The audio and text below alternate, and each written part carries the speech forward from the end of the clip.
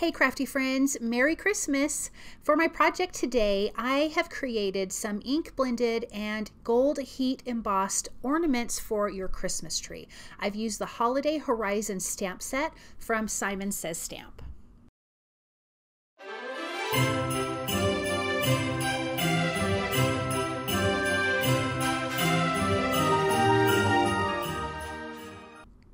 So here's that wonderful stamp set. You've got some great sceneries, and I love that they're all solid. So we're going to do some heat embossing with that. And I'm also using Mama Elephant's 2 scalloped frames.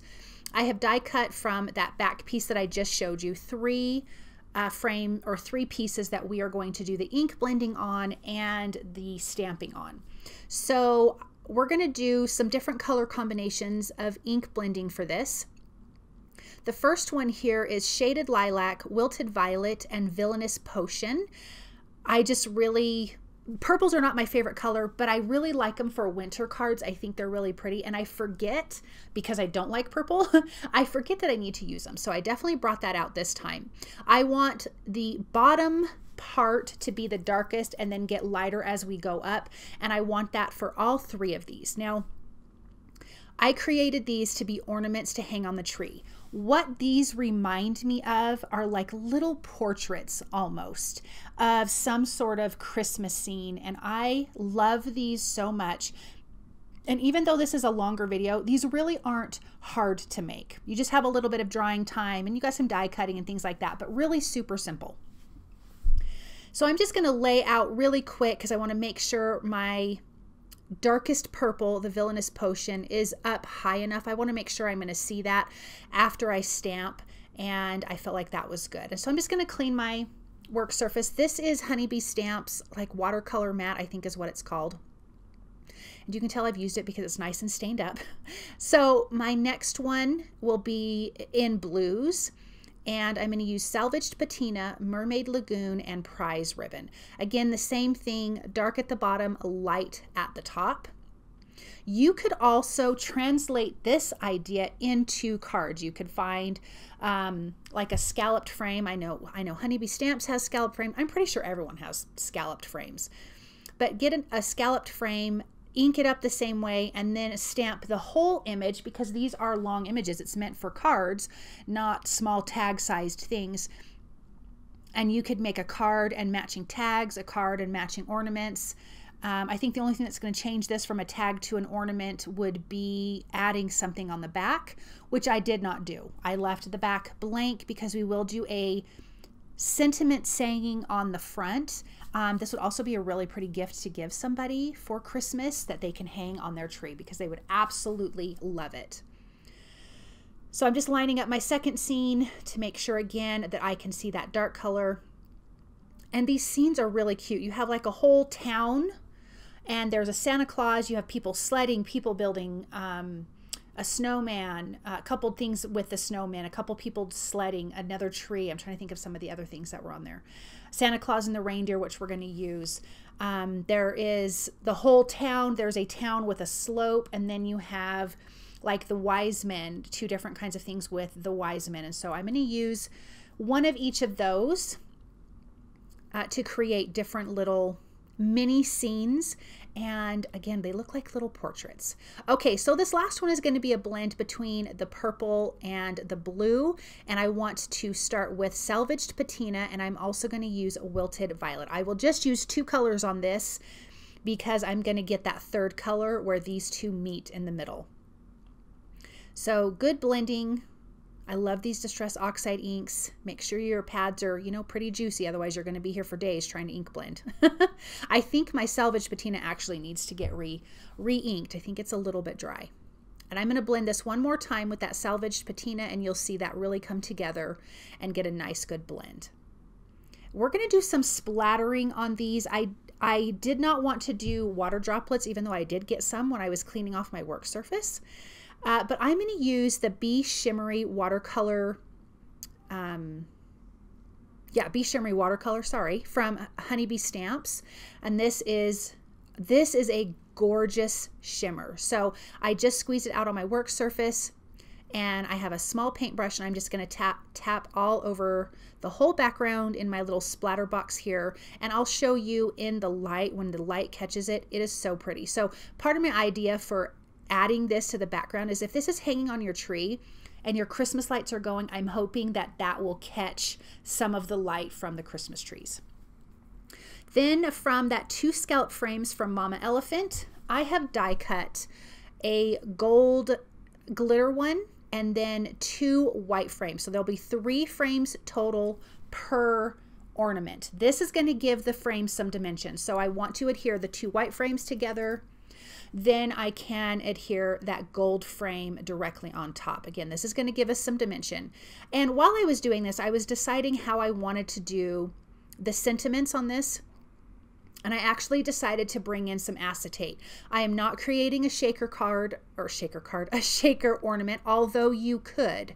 I really liked these just how it was, with no shaker elements on the inside. I didn't want to hide any of the images that I ended up stamping. And you guys, wait till we stamp them. They are so pretty, and I did it in gold embossing. You could also do this with black ink, and that would be really pretty, but I decided I wanted to elevate this a little bit more because it is Christmas. So that's why I brought in the gold frame and the gold embossing. Okay, I have my Misty. I added a little bit of adhesive down behind my little background there along with a magnet. And we're going to start with the whole town. This has a bunch of houses and trees, and then I'm going to bring that Santa Claus in with his reindeer flying up top. So I want to make sure, of course, the bottom part that I'm lining up the town is nice and straight.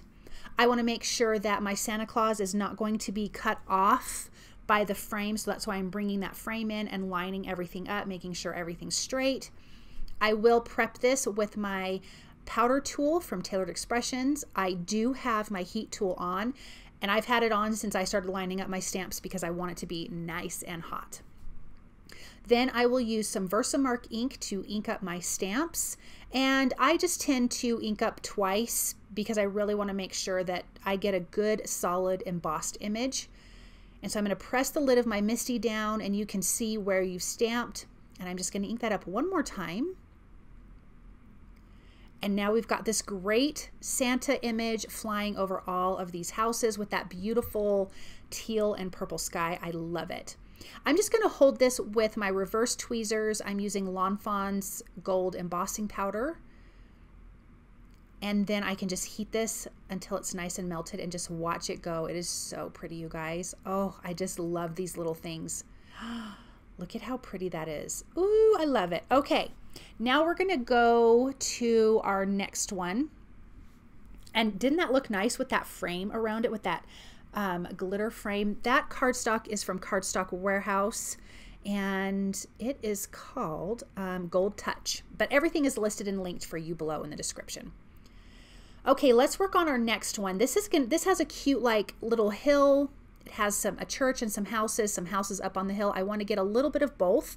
I will also be adding the kids building the snowman and a big tree. So first, let's get the background stamped. So again, I'm going to prep this with my powder tool. I have it in the same place in my Misty as the one before. Using my Versamark ink, but any clear embossing ink will work just fine. I'm going to stamp that one more time. Then I can remove this stamp from the Misty, and we can bring in the other 2 images. So the tree is going to be sitting down further on the hill, and then the kids building the snowman is like right on top of the hill. And as you can see, that is turning out so perfect. Let's bring in that gold embossing powder again. I have my reverse tweezers to keep my fingers out of it and away from the heat. Look at how cute. And it doesn't matter that the bottom part of those scallops aren't covered because we're going to have the frame around it. So you're not going to see that the embossing powder is not all the way down to the bottom, if that makes sense. All right, we've got one more here. And I did go a little slower on this. You know, usually I speed up my stuff pretty quick, but I just wanted to go a little bit slower so you guys could see exactly how I laid this out.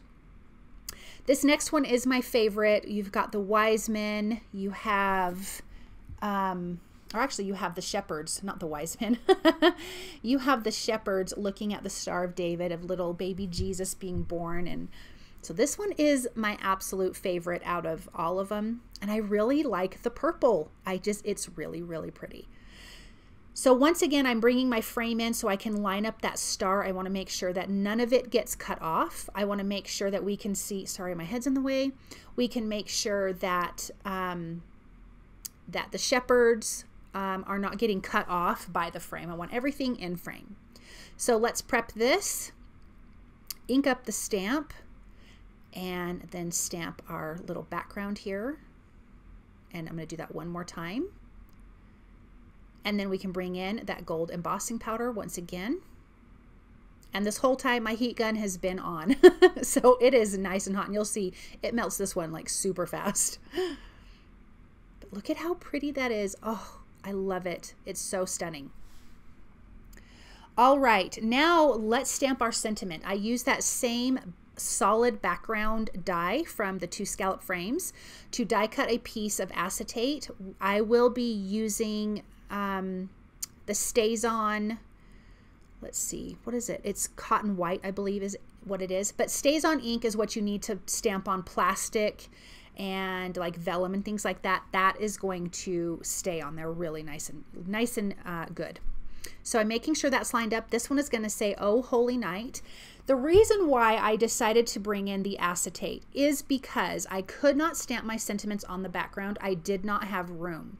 So if you have it on the acetate, if it overlaps a little bit of your image, it is totally fine. And because it's also in white, it stands out differently. So like this one, for instance, I have to stamp this between the town and Santa Claus, and a little bit of it's going to go over the town, but it's totally fine on the acetate. And it's fine because it's white ink. So I'm making sure it's nice and straight, adjusting that as needed, and then just inking up with that StazOn cotton white ink. And then we can peel that back, and now we've got our great sentiment. So that's why I decided to bring in the acetate. Otherwise, I would have had to have left out the sentiment on that Santa Claus one. I would have been able to put it on the other ones, but I didn't want it to feel crowded. So this was a way to solve that problem. So this one says, "Wishing you peace and love." The other one with Santa Claus says, "Wishing you joy this holiday season." Look at how cute. Okay, let's get these assembled, and I will show you how I added the little thread at the top so you can hang it on your tree. So I added some liquid glue behind the frame. I am adhering that piece of acetate to that. And then I'm going to put something heavy on top because I really want that to stick down well. And it takes a little bit longer for the liquid glue to dry when it's sticking to plastic. So I just want to make sure that it's going to have something heavy on top to hold that together while it's drying. And then I can do the other two. So by the time I'm done with this one, I'm just going to switch it out because the Bearly Art liquid glue dries fairly quick even on the plastic. Let's finish up this last one. And also, don't put on too much liquid glue because you don't want it to squish out. Put it on very sparingly because you don't want that sticking out on your acetate. And then I will put that under that heavy, I think that's my Cloud Whip, and it's heavy, you guys. So it totally works. Now I have die cut 3 more white pieces from that solid background piece, and I'm going to adhere it to the back of these. Now I'm not stamping anything on the back of these. You could, but you could see some of the inking through and stuff like that, so I wanted the back to just be nice and clean, so that's why I'm just adding that right to the background.